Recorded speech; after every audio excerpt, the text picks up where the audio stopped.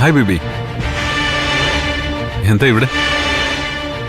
എന്റെ പപ്പയുടെ കല്ലറയിൽ പൂക്കൾ അർപ്പിക്കാൻ വന്നതാണോ?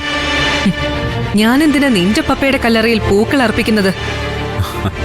നിന്റെ അമ്മ മായാരഞ്ജനയുടെ ചിത്രത്തിന് മുന്നിൽ പൂക്കൾ അർപ്പിക്കാൻ ഞാൻ വന്നിരുന്നല്ലോ.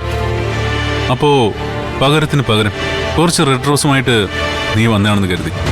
ഞാൻ നിന്നെ ഫോളോ ചെയ്ത് വന്നതാ. എന്നെ ഫോളോ ചെയ്യുന്നത് അബദ്ധമാണെന്ന് നിനക്കറിയാലോ അല്ലേ? അറിയാം. നിന്നെ ഒന്ന് ഫോളോ ചെയ്ത് കുഴിയിൽ ചാടിയതാ ഞാൻ. അതിന്റെ മുറിവുകള് ഇപ്പോഴും ഉണങ്ങിയിട്ടില്ല. പക്ഷെ ചില കാര്യങ്ങൾക്കൊരു വ്യക്തത ഉണ്ടാവണം.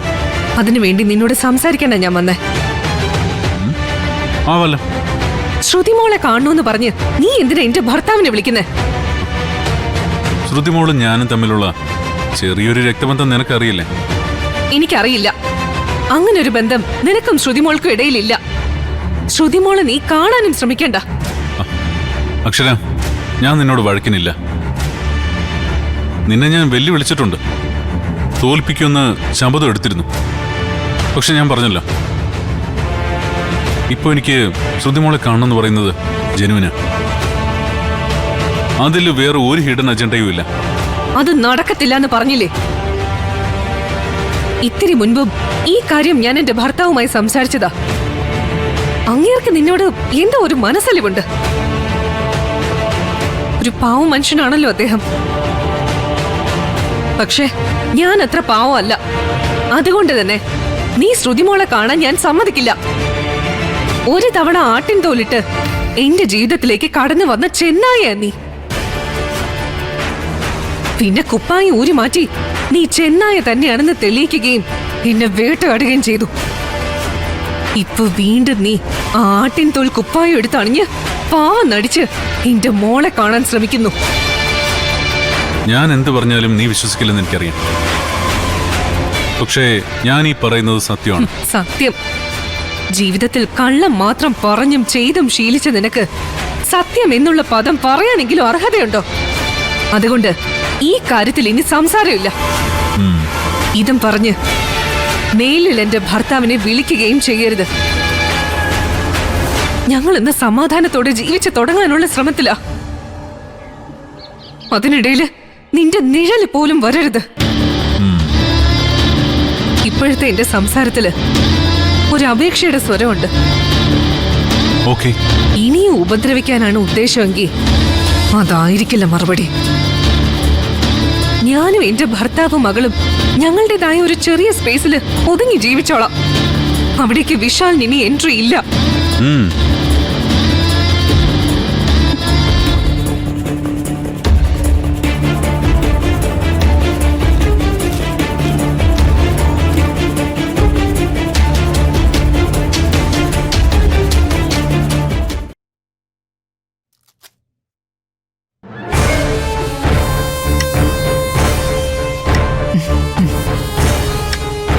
സൂക്ഷിച്ചു ചെയ്യണേ മോളെ. നുറുക്കി നുറുക്കി കൈ മുറിക്കല്ലേ. ഒന്ന് പോ ചേച്ചിമേ, ഞാൻ എന്താ കൊച്ചുകുട്ടിയാണോ? ആ, എന്തായാലും ശരത്തിനെയും ചന്ദ്രമോളുടെ അച്ഛനെയും കൂട്ടിയിണക്കാനുള്ള നീക്കങ്ങളെ ഗംഭീരമായി. ചന്ദ്രമോളുടെ അച്ഛൻ മുന്നിട്ട് നിന്നാലേ ദേവിക പപ്പടം പോലെ പൊടിയണല്ലോ. ബുൾഡോസറിന്റെ ആറ്റിറ്റ്യൂഡാ എന്റെ അച്ഛന്. ബുൾഡോഗിന്റെയോ? ബുൾഡോഗ് അല്ല, ബുൾഡോസർ. മുൻപിലുള്ള എന്ത് പ്രതിബന്ധവും അച്ഛൻ ഇടിച്ചു നിരത്തി കളയും. സ്വന്തം മകൾക്ക് വേണ്ടി ആവുമ്പോ വെട്ടി നിരത്തലിന്റെ ഇടിച്ചു നിരത്തലിന്റെ ഒക്കെ ശക്തി കൂടും. സ്വാഭാവികം. ചേച്ചിമേ, അച്ഛനാ. പറഞ്ഞു തരുമ്പോ അച്ഛൻ വിളിച്ചു. അതാ ടെലിപ്പതി. ടെലിപ്പതിയോ? അതെന്തുവാ? ആ, അതൊന്നും ചേച്ചിയമ്മയ്ക്ക് മനസ്സിലാവില്ല. ഹോമിയോപ്പതി പോലെ ഒരു സംഭവമാണെന്നങ്ങ് കരുതിയാൽ മതി.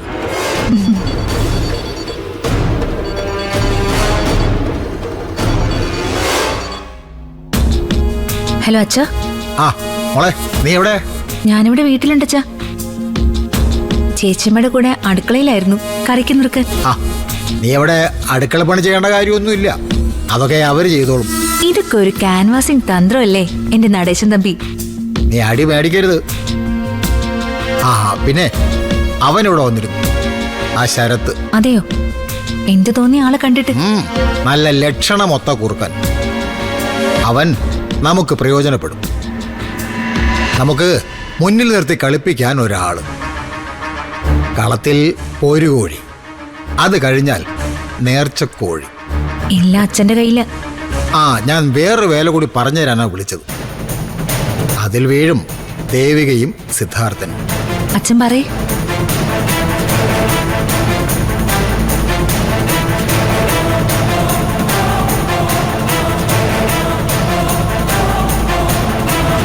ഇത് ഞാൻ ഏറ്റു. അച്ഛൻ പറഞ്ഞതുപോലെ ഈ വാരിക്കുഴിയില് ദേവിക വീഴും, ഉറപ്പ്.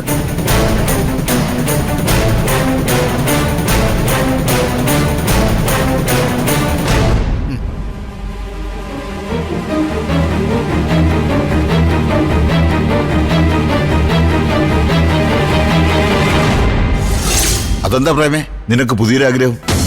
നിത്യയെ കാണണമെന്ന്? അച്ഛാ, നമ്മുടെ സിദ്ധുവിന് ഹൃദയം തന്ന ആളല്ലേ സുധി. ആ സുധിയുടെ പെങ്ങളെ കഴുത്തിന് താഴെ തളർന്ന് കിടക്കുമ്പോഴേ നമ്മളൊന്ന് ചെന്ന് കാണണ്ടേ അച്ഛാ? അതല്ലേ അതിന്റെ ഒരു ഇത്. ഏത്? അല്ല ചേട്ടച്ച, ഞാനാ ചേച്ചിയമ്മയോട് പറഞ്ഞത് നമ്മൾ പോയില്ലെങ്കിൽ മോശമാണെന്ന്. ഇവിടുന്ന് സിദ്ധുടനല്ലാതെ വേറെ ആരും അങ്ങോട്ടോട്ട് പോയിട്ടില്ലല്ലോ. ചന്ദ്രമോള് പറഞ്ഞത് ശരിയാ. പക്ഷേ ഇങ്ങനെയുള്ള നല്ല കാര്യങ്ങളൊന്നും ചെയ്യാൻ നീ സമ്മതിക്കാത്തതാണല്ലോ പ്രേമേ. ഇതിപ്പോ എന്തു പറ്റി? അല്ല, അതിപ്പോ ചന്ദ്രമോള് പറഞ്ഞപ്പോ പോണ്ടാന്ന് തന്നെയാ ഞാൻ ആദ്യം പറഞ്ഞത്. പിന്നെ ചിന്തിച്ചപ്പോഴേ അതിൽ കാര്യമുണ്ടെന്ന് തോന്നി, അതാ പോഹാന്ന് കരുതിയത്. എന്റെ പൊന്നു പ്രേമേ, നിന്റെ മനസ്സിലിരിപ്പ് കൃത്യമായിട്ടൊന്ന് പറയ്. നീ പോകുന്നത് ആശ്വസിപ്പിക്കാനാണോ അതോ ഉള്ള ആശ്വാസം കളയാനാണോ? ദേ, എല്ലാ കാര്യത്തിനും നിങ്ങൾ എന്നെ ഇങ്ങനെ കുറ്റപ്പെടുത്താൻ നിൽക്കരുത് കേട്ടോ. ശരി, സിദ്ധു വരട്ടെ, ആലോചിച്ച് തീരുമാനിക്കുക എന്താ വേണ്ടതെന്ന്. ഇതിപ്പോ സിദ്ധുനോട് ആലോചിക്കുന്നത് എന്തിനാ? അവനാരാ ഈ കുടുംബത്തിലെ ഹൈക്കമാൻഡോ? എന്തായാലും ഞങ്ങൾ ഇന്ന് പോകുന്നുണ്ട്. അതിന് അച്ഛന്റെ അനുവാദം മാത്രം മതി. ശരി, പക്ഷേ നിങ്ങളുടെ ഈ യാത്ര കൊണ്ട് ആർക്കെങ്കിലും നൊന്തു എന്ന് ഞാൻ അറിഞ്ഞാൽ എന്റെ സ്വഭാവം മാറും. പറഞ്ഞില്ലെന്ന് വേണ്ട. അയ്യോ എന്റെ പൊന്നച്ഛ, അങ്ങനെയൊന്നും ഇല്ല.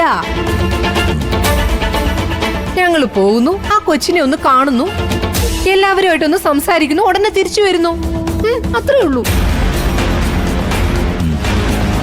ശത്രുക്കളായിട്ട് നിൽക്കുന്നതിനെക്കാട് നല്ലതേ മയത്തിൽ കുരുക്കഴിച്ച് മാറ്റുന്നതാ നല്ലതെന്ന് എനിക്ക് തോന്നി. അത്രേ ഉള്ളൂ. അല്ലാതെ പ്രേമയ്ക്ക് വേറൊരു ഹിഡൻ അജണ്ടയൊന്നും ഇല്ല. ശരി, വാ പോവാം.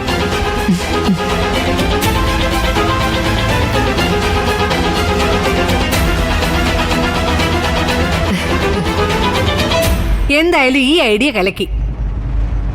ചന്ദ്രയുടെ അച്ഛൻ നടേശൻ സാറിനെ കാഞ്ഞ ബുദ്ധിയാ. ബുദ്ധിരാക്ഷസൻ അച്ഛൻ, ബുദ്ധിരാക്ഷസൻ.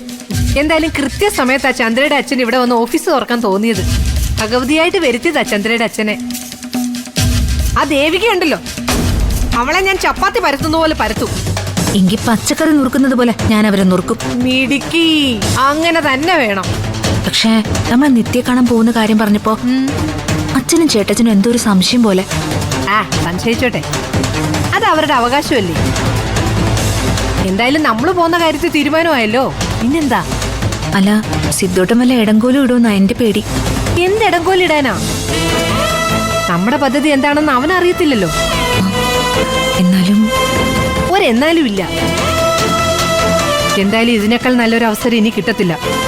ഇതാ അവസരം, ഇത് തന്നെ അവസരം.